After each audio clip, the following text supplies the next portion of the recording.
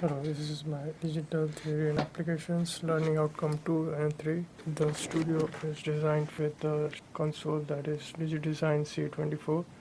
It has 24 channels, and this console is designed as an interface to support Pro Tools software. The software Pro Tools supports the Mac. The Mac is connected to the Pro Tools systems. The Pro Tools define the Pro Tools software available in Mac and for Pro Tools HD. For the Pro Tools system, the processing power is based on the computer, that's Mac. For the Windows, ASIO, and for the Mac, that's Core Audio. And for the interface is connected to the hardware. For the Pro Tools HD10, the hardware supported is HDIO. That's 888 configuration with 8 channels of analog input, 8 analog outputs, and 8 channels of digital input and output, and SPDIF that are connected on the rear back of the hardware, and also 1616 analog output and input, 1616 digital input output with 2 channels for AES EBU connections. For the C24, the control surface is touch sensitive, that is any knob or the fader on the console is directly related to the Pro Tools software. For the processing power, the CPU can be set for the maximum performance of the system. The A-bit is the latest upgrade from the DigiDesign, and this has been updated for the better performance of the tracks. HDX software that is designed by Pro Tools helps in 768 tracks of recording and playback on the control surface, and also it supports 192 channels of input and output that is upgraded in Pro Tools HD.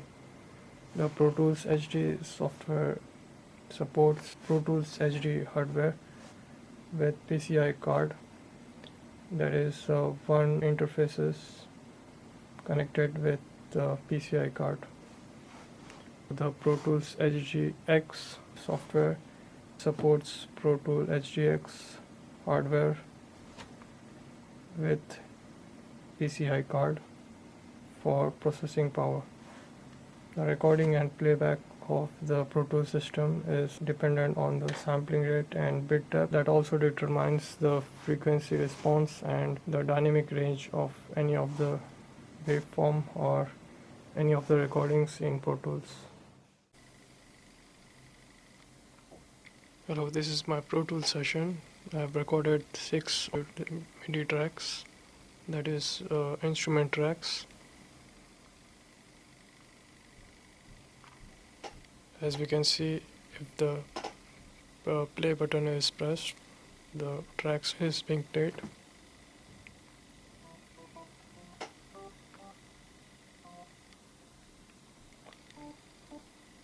The master fader is setting the volume and all the instrument tracks are being played.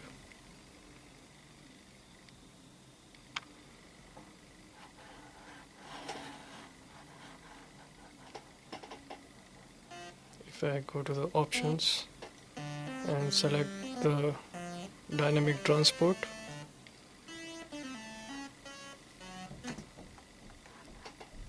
this dynamic transport button helps to grab a certain range that needs to be played.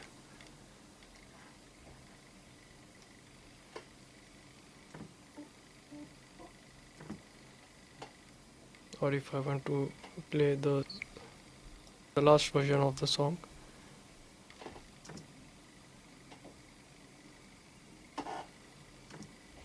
this is a helpful tool increase the playback feature in the Pro Tools. The Pro Tools session has been set up in the session setup. In the session setup menu, the sample rate 848 kHz, bit depth is 24 bit, Audio format is WAV file to get the audio in the delivery format for delivery purposes. The session rate for the video is 30 frames per second. In the setup menu, the hardware menu helps to locate the input and output of the hardware. That is the Pro Tool HDX hardware. The analog input and outputs can be found in the hardware setup menu.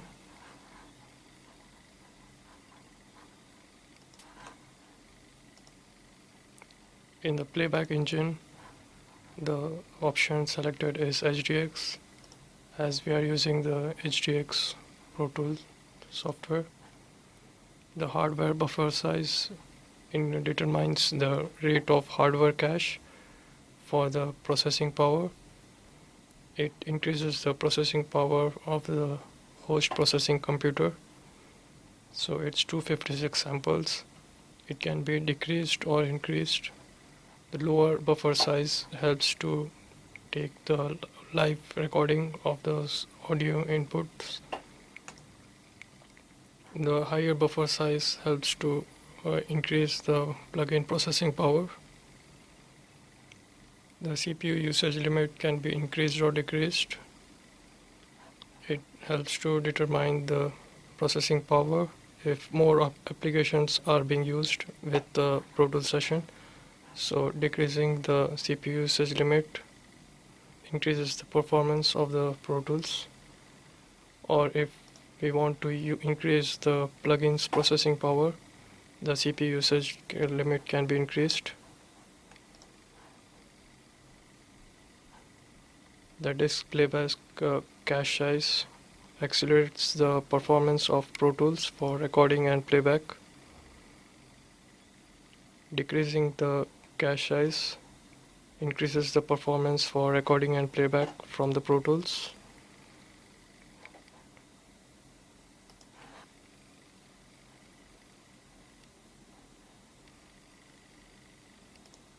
The memory locations helps to get the information of the version of the songs that's been played. Any of the name from the memory locations can be selected to set the location points of the session.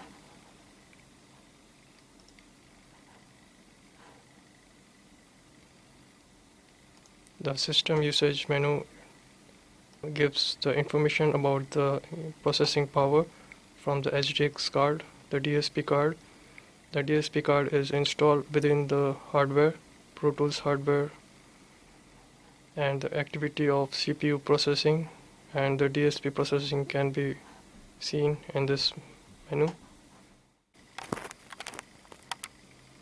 As we can see, the editing of the instrument tracks can be made in the edit window. The mix window gives the information about the input and output.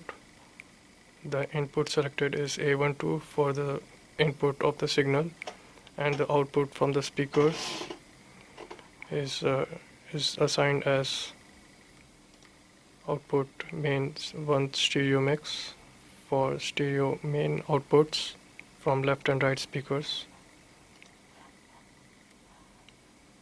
For the master fader, the output is same, that is main stereo output.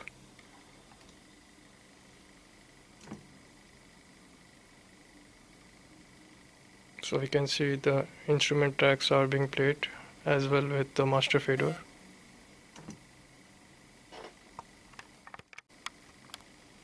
This Pro Tools session is assigned with 6 audio tracks and 1 master fader.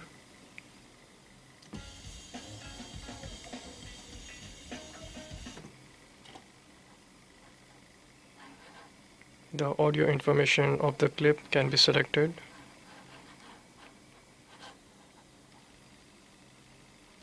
The view menu helps to give the information about the clip. If I select the clip gain info, the button on the left hand side The fader can be moved up and down to increase or decrease the volume level of the clip.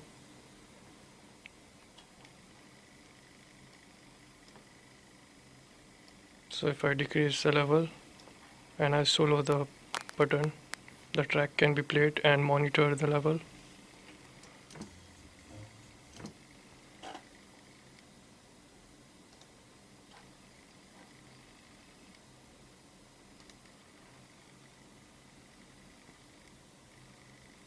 If I go to clear special and clear clip gain, the gain of the clip has been removed.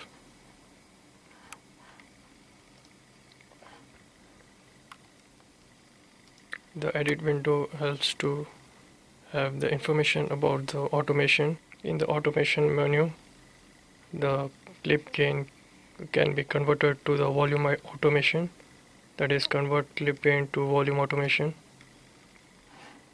And if the pencil tool is selected, the automation can be drawn or it can be increased in the volume.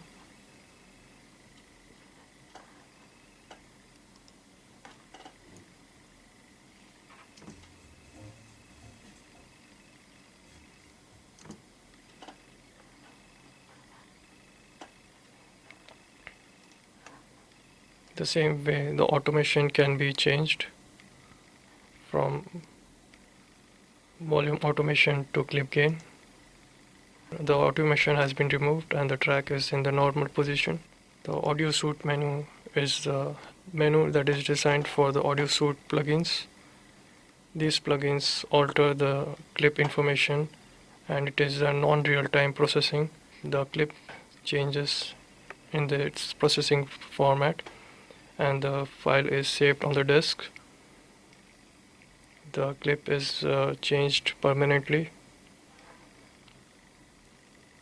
So if I want to apply the dynamics, that is compressor, the compression level can be set to set the threshold to decrease the high levels in the track. With the gain release knob and the gain release times, cut the attenuation of the signal.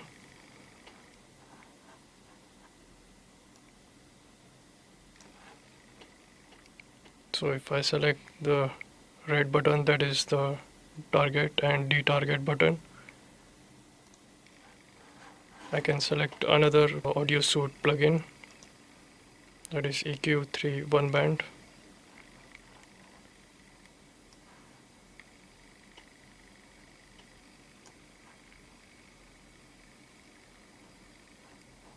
This plugin helps to cut or boost the volume in the frequency range. If the selection is selected for clip by clip, and to create individual file for the processing on the particular clip. If the button is selected, the render, the processing gets transferred on the particular clip.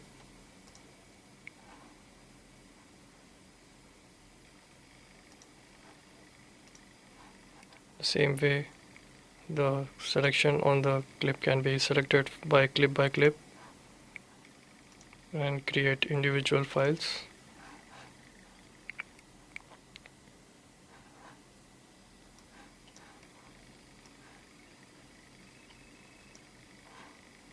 So if I play the track with the solo button, the compression and EQ can be found.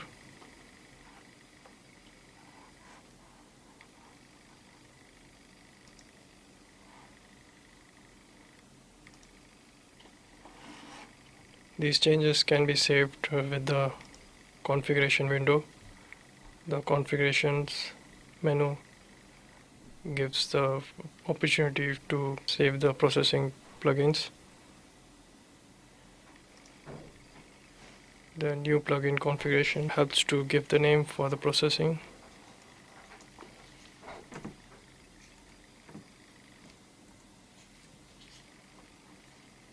So audio 1 processing is been given for the assigned plugin, and if I select the OK button, the processing has been selected for the audio 1. If I go to window configuration list and select audio 1,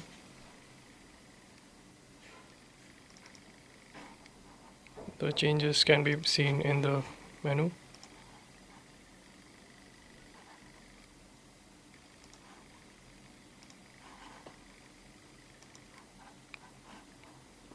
For any of the insert on the particular track, the processing can be made with native plugins.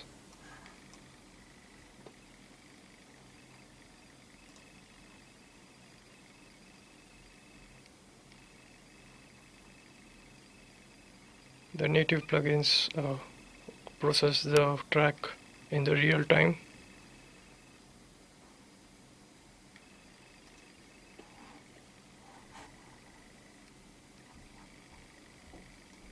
The cut or boost can be selected in the frequency range.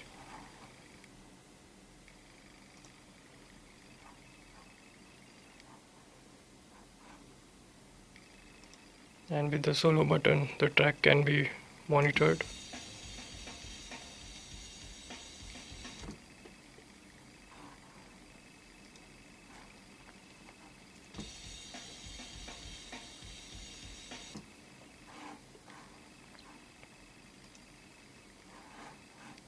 The processing power of the plugins are found in three formats, that is DSP in the DSP card of the hardware, the native plugin, and the audio suite plugins.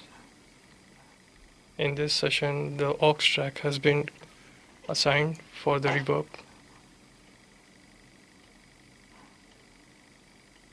The aux tracks helps to add the reverb to the track. So if the option is selected as bus 1 to stereo,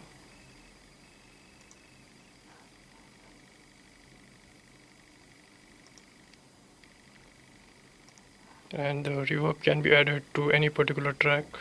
In this case, the audio 5 has been selected.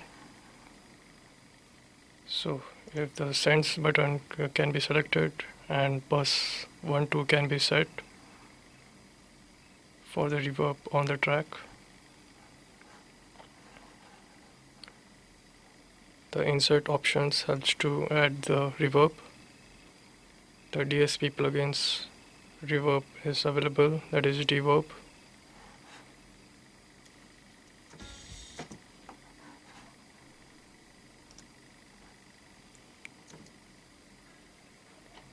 The reverb effect can be seen. The reverb effect can be increased or decreased.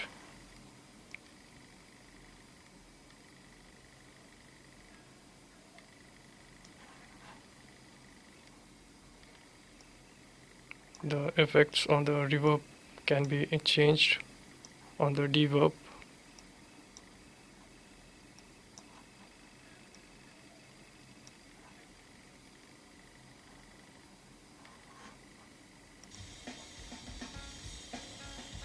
So the tracks are being played along with the reverb effect.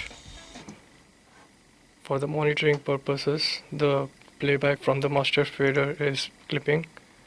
As per the R128 standard, the threshold should not increase by -23 LUFS. So the input and output metering can be checked so that there is no clipping.